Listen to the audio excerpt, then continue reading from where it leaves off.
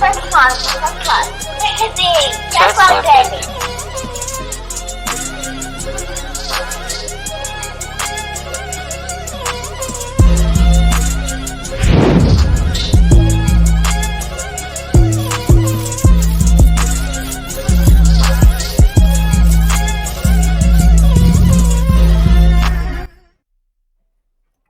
All right, peace.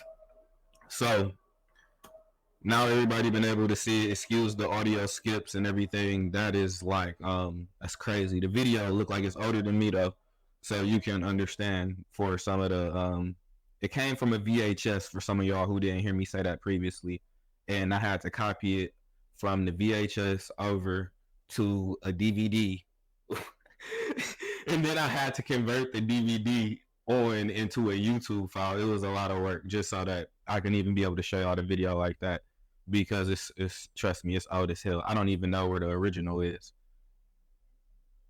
but it's the information that the original company, like, you can't find that company no more. You can't find that content anywhere outside of, I know I'm possibly one of the only people circulating it, but no, for sure.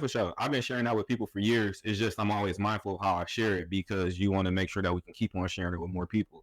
You don't want it to get redacted, taken down, get lost, because I have, like I said, I don't remember where the original is, so I don't want to lose that one. Like, that's really important. So we got a few things that I want to go over based off of some of the content from the video, and just touching on some of the things that I think are imperative while you go through this process. But I do want to know what some of you all's questions was based on the video. So I'm about to say, y'all can come off mic. It really don't matter. We got decorum over here. I believe Aisha had a question earlier. Yeah. If somebody's talking, I can't hear you. Okay, so There you go. I have my hand. Well, hey everybody. Hope everybody's day going good. Well, I have my hand in a few things. So my question is, I've sent. It has to be titled affidavit. It can't be titled notice.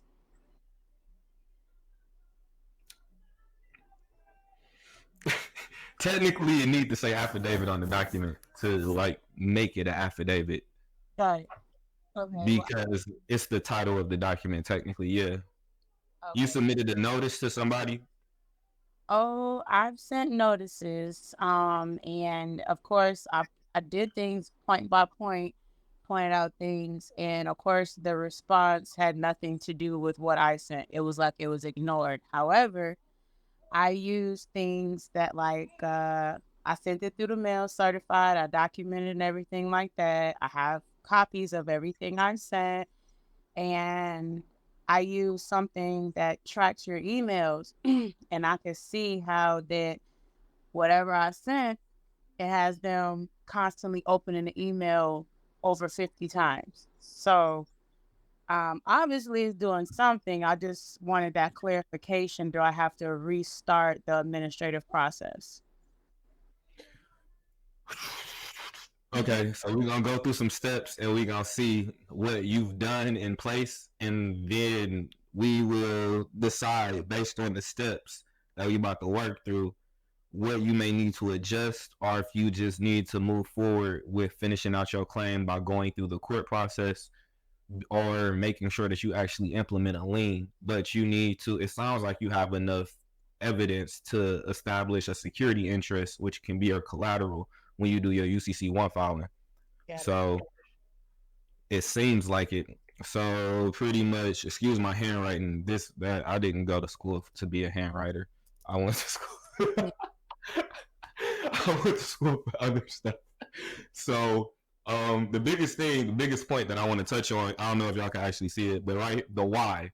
What would be the reason or the purpose behind you even wanting to do this type of filing? And I want you to always have a firm understanding. You need to always be able to have evidence. Everything that you're doing, it can't be emotionally found. You must always be able to stand on one of the most important things And when you're dealing with an affidavit, it is the facts. That's the main thing that we always need is the facts. So I don't care about how it made you feel unless you, cause I can't even get you like emotional distress at all unless I have evidence based on facts or based on you going to go get therapy. So we only can deal with the facts or things that you have enough evidence for there to be an assumption that this may be true. So anything that's feeling based, we should not be even entertaining this. You baby girl broke up with you, let it go. Just let it go. Just move on, fam. You should have helped her pack. But you cannot be dealing in, because if you don't have a strong enough claim, it can come back on you and they can come back and sue you for disrupting their finances. Because if you do this properly, you can hurt certain people, especially people who hold legal positions. So you have to be mindful of that and always understand these are people with lives, they have jobs, they got children and everything. But I also understand if somebody crossed you, you got every right to get your get back. You do. Just do it in the courts or with paperwork. So the main thing, UCC first. Do you all know what the UCC is? Before I just start saying and making assumptions, if everybody understands what the UCC is, can you put a 1 in the chat, please?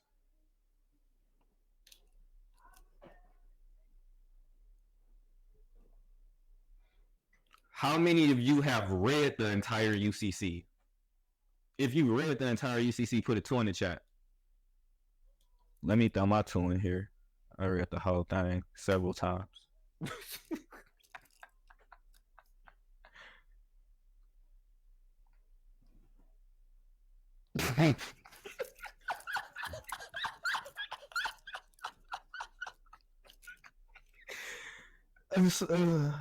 Okay, I got y'all. It don't feel no way, but I'm gonna tell you, any of y'all ever playing Monopoly?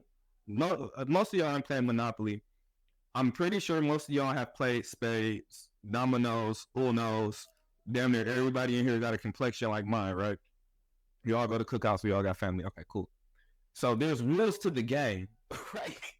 If you have a business, these are rules that you must learn and understand, or otherwise, if you get crossed, you will never be able to protect yourself. So the same way how we conduct ourselves when we're playing games, even video games, whatever, this game of life is rules. Like there's laws that we must follow, and then there's laws for our businesses. There's laws that they like to project on human beings, which they call statutes and codes. And then there is the projection of the all caps name, which is recognized as a business because the United States and other businesses legally can only do business with another business. So you must understand how to operate and control your business. This is one of the main things that you must know, because ignorance of the law is no excuse regardless of who you know. Excuse me, who you are. So sometimes it helps depending on who you know. It helps, trust me. But your network is your net worth. So one of the main things that we have to understand when it comes to uniform commercial code, this is how we regulate contracts. This is how you regulate business. So let's look up what commerce is. Commerce is actually one of my favorite words. It's when I found out what the definition was, it was intriguing to me, just being a human. So let's look up the definition of commerce. 1 second, y'all. I wonder do Webster's have it. Okay. So commercial code is how we regulate commerce. Share this screen. All right, boom. Okay. Y'all see this, right? Let me scroll up so we can see it. Commerce, noun. Social intercourse, interchange of ideas, opinions, or sentiments, a negotiated piece that will reestablish intellectual commerce among them. That is the exchange or buying and selling of commodities on a large scale involving transportation from place to place. major center of commerce. And if y'all see it right here in blue, it also says sexual intercourse. So it's important to know words, fam. It's very important. And the verb aspect to commune, you feel me? So when we understand that this is the rules and regulations for how we are supposed to conduct ourselves through mediums of exchange, for energy exchange, for exchange of goods, even in some cases, as we can see, it may relate to sexual intercourse because these are still rules and there are laws in place, or excuse me, statutes and codes in place for how people have to conduct themselves from sexual intercourse and the byproduct of sexual intercourse, which may be a child in some cases. See what I'm saying? Because when you are talking about the developing and the exchanging of goods that create commodity systems, such as warehouse receipts, which are also known as birth certificates, these things are turned in commodities and then they are put into, you know, the realm of commerce. So you also have to understand how these things develop and come about. I know it's a lot, but it's business. And a business was created in your likeness in order so that they can conduct business with you. You should be in a position to where you can control anything that is in your name or a representation of you. But this is what we call operating in the age of majority, operating in an adult mindset, because now you have to be responsible for all of your affairs. This is just growing up. That's all it is. And some people, it take them a little bit longer than 21 to grow up and operate in the age of majority, and that's fine. But that's only because of the education system that we are a part of. So, contract law. We understand rules and regulations, the laws for contracts. We pretty much go through the UCC. Now, one thing that he did mention, and this is very pertinent in one of my businesses because we operate underneath the premise that we haven't committed any criminal activity underneath the burden of proof. So we have to provide certain evidence that we, if anything happens, we have to provide evidence or documentation that we are conducting criminal activity. And that's for my federal research and development company. And it literally says that in the DEA classification for the laws underneath the 885 exemption, it talks about the burden of proof having a liability. So the liability of the burden of proof falls on you in these situations. So you must provide evidence that you have not, you know, that you're not lying, but you also have been done wrong. So let's pull up burden of proof. What we did. Burden of proof. So general. Let's pull it up in Cornell.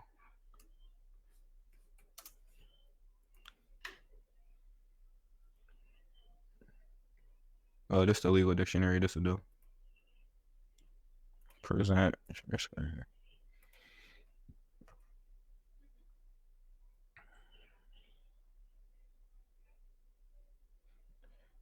Definition of burden of proof: the obligation to present evidence to the court or jury to prove one's case.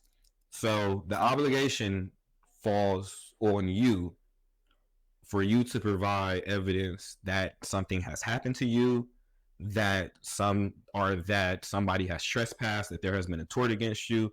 If you don't do it, if this is when I say you have to make a claim, if you don't make the claim, nobody knows. That is what we call the best way. Let me close the screen so y'all can see me. Okay, so the best way I can explain it is if you think about it from one of the legal maxims that he mentioned, the first one to leave the battlefield loses. That is part of acquiescence. That is tacit agreement. We spoke about that last week. So when we talk about right here, the first one to leave the battlefield, this particular maxim, if we have a disagreement, we have an engagement, we have an exchange of energy, whether if it's heated or not. If we have a commercial exchange of energy and something is not fulfilled in the contract, if I don't say anything, I technically have left the battlefield. That's technically tacit agreement. So in commerce, you're not allowed to be a B word. You have to stand on your business, like literally. You have to get comfortable to be in the mindset of understanding that you have authority and you have control and you have a voice. And you have to feel comfortable leveraging that and utilizing that through documentation. You don't got to argue with nobody. It really shouldn't even be no back and forth. After you send your stuff, you leverage. And that's another point that we're about to get into in a minute. How do you establish what leverage you have and how do you actually implement it? So, you want to know burden of proof? Common law. Let's go on common law real quick. So, most of y'all know about. Do y'all heard him say the different law types? Equity, common law, and also I favor calling the other one universal law with the inalienable rights that can't be taken or transferred away from you. God-given rights, like you have the right to land, you have the right to live. The law of reciprocity, cause and effect. These are laws that can't be changed. These are man-made laws. These are laws that are provided through nature. And that's why there's a difference between God's law, universal law, however people say, and also statutes and codes. And when you understand how to present yourself in a position where you're not under the statute and codes, you are in representation of the entity that is operating in the statutes and codes, that gives you a level of protection. So you have to learn how to start separating yourself. I know some of y'all probably not heard this before, but when you're operating through business, you have a representative. When you play Monopoly, you have a representative. You have a token that you use to move around the board. It's not you. You're the one who's shifting the piece around the board. You're the one who's taking the EIN and enrolling it in all these forms of commerce. So you must always be mindful of how you operate. Common law.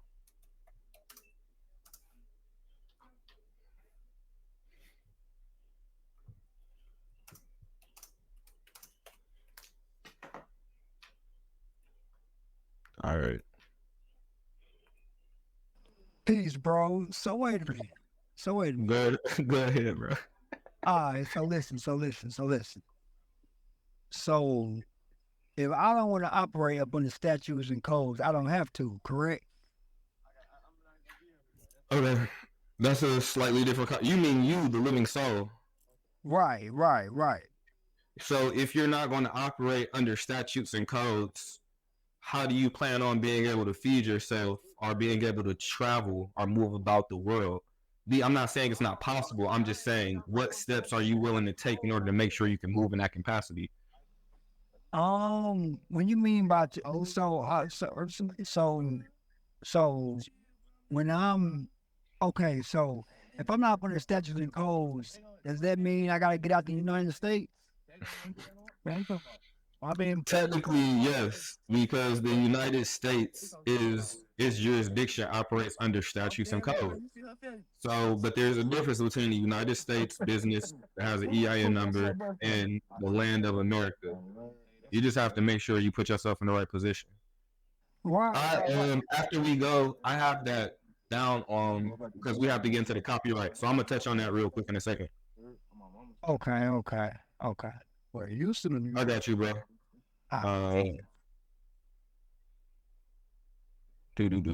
Okay.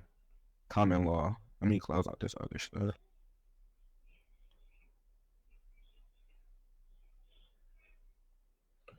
Okay, common law is a term used to refer to the law that is developed through decisions of the court rather than by relying solely on statutes or regulation, also known as case law or case precedent. Common law provides a contextual background for many legal concepts. Common law is vary depending on jurisdiction, but in general, the ruling of a judge is often used as a bias for deciding future similar cases. To explore this concept, consider the following common law definition. So let's go further. Laws that are based on the court tribunal decisions which govern future decisions on similar cases. So pretty much based on instances and situations that happen in life, an individual in a black robe who sometimes used to wear a wig is going to dictate how this is going to regulate the rest of the decisions for this state and sometimes all of the federal projections, which is effing absurd. So you just have to understand that the system that we operate in, it is for the determination of future people to be based off of one individual's determination still, even though common laws to your benefit when it comes to statutes and codes, but they're literally saying that it's based on tribunal decisions which govern future decisions for similar cases. So if something that happened that was negative, they're really not going to go back and rectify some of these situations. So the law, or excuse me, statutes and codes are not always in your favor still, but you must learn how to leverage them to your benefit. So it's really a game you got to learn how to play for real. Streaming art. Okay. Y'all familiar with equity law?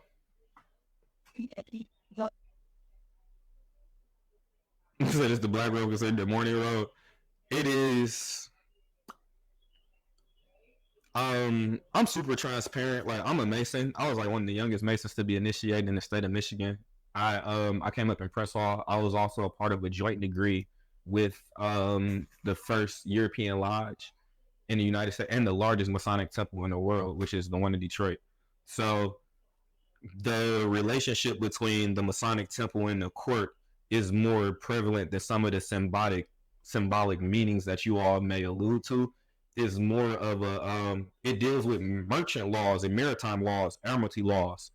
You just have to understand the meaning behind the symbols, the colors of the floor, the way how the wood is laid, it's a stage, and it's really, I know some of y'all probably heard this and it sounds crazy, but everything is designed for a very specific way, especially if the people who are designing it are Masons. They don't do things by accident.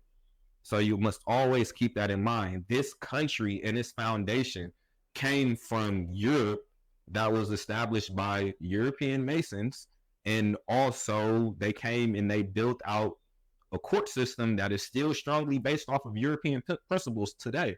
So everything that is there, it does have a Masonic backing, but it's just up to you to do your due diligence to figure that out, because I can only tell you so much. So yeah. So equity law. Equity is, I like equity. Equity is where it's at for me. Equity is how I get my get back. So when you learn how equity work, we talk like being a suretyship, subrogation, being able to assert another entity in place on behalf of another entity. So one way that we do this is, we'll go over this in another class, probably following week. It's very, so I'll show y'all the law so you just know I'm not making it up.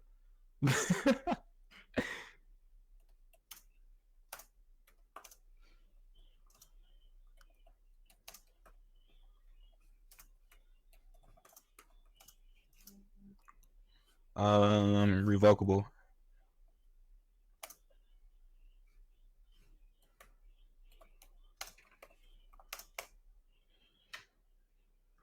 Here we go. Any questions so far? So look at this. Look at somebody come. Look at this here. Look at this. So this is. So my question was, can you use your social security number to operate a revocable living trust? As long as both people who set up revocable living trust are still alive, you don't need a separate tax ID number. Using a social security number from either party who owns the trust is perfectly fine.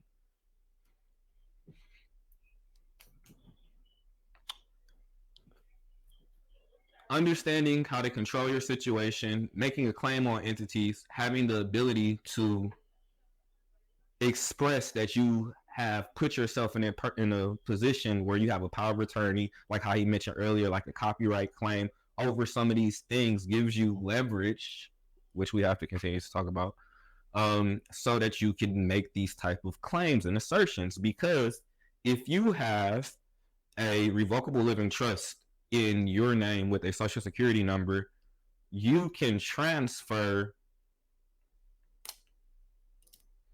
Got to show you another definition real quick. 1 second. What's the actual word? Okay. I'm glad I be writing notes. Okay.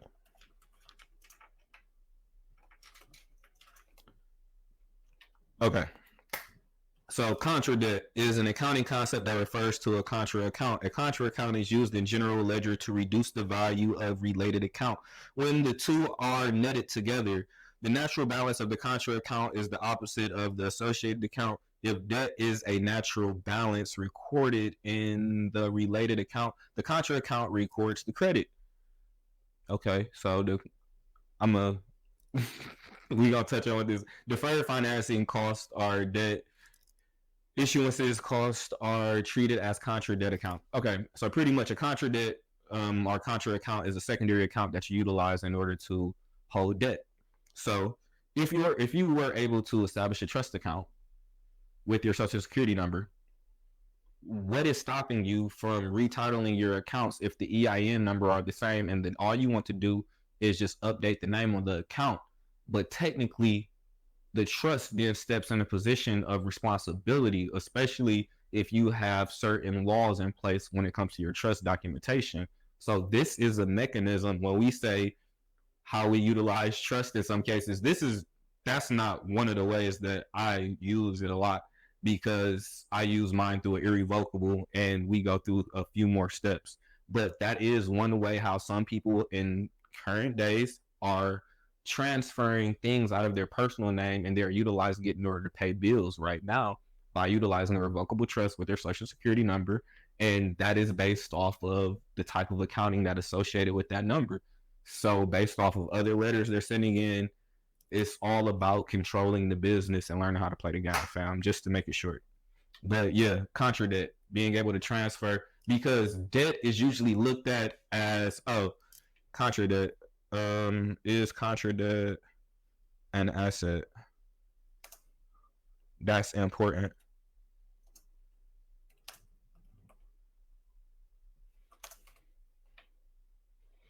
So let me show y'all this really quick. Let me make sure everybody in here. Main reason why I had to ask this question so y'all can see it is because trusts are meant to hold assets. And in most cases, debt is not looked at as an asset. It is usually looked at as a liability class. This is one of the ways you can transfer that debt into an asset class. Contra asset account is an asset account where the account balance is expected to be a credit balance. So yeah, those are just few little cheat codes that you can start implementing as you start doing certain things. But yeah. Equity being just and fair. So equity law.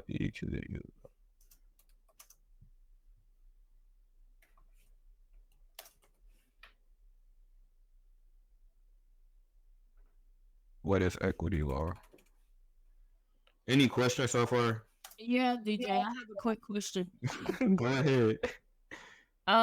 Why is it, I mean, you said that we could use our social to set up a trust, but why is it they ask you to have an EIN number for the trust? It depends on the type of trust that you have. If it's a revocable living trust, you are legally allowed to use your social security number. Sometimes you have to inform the bank, and you literally got to show them the laws. They didn't go to school for law. They just know what they get told from their higher ups. And most of the people that you're dealing with, if it go over to their legal team, all you have to do is just, because I've opened up bank accounts without giving them social before, because I told them the social security wasn't necessary for me to open up a bank account, and they just opened up my account. I actually told them the law, because I did not show them the card. I told them the law that was on the back of the social security card that I had at that one time. So you force the law then. You basically need to know it and enforce it. Yeah, as long as you're not mean about it, they usually cool. Because they don't know. They honestly don't be knowing. And they not the legal department anyway. So once again, now when y'all read this, you can see why I was like tripping over like common law, lightweight. Because when you read equity, equity is a branch of law that supplements, in certain cases, overriding the strict rules of common law to ensure justice and fairness that are achieved in individual cases. Justice and fairness in individual cases. That common law didn't say that. It said old European men who have been running this country for years get to make determinations and put them in books, and they get to regulate how things go for future matters just because they wear a black robe and they have a gavel. That is crazy. So you cannot expect for that to always work in your favor. That is why we lean to the equity side. When we do certain things in business, if it's already established, like, yes, this is it. Like, this is the way you win. In common law, run that lane. But when it comes to you as a living soul, you need to put yourself in an equitable position at all times, just so you can always be treated just and fair. Because that's the only branch of law that does it.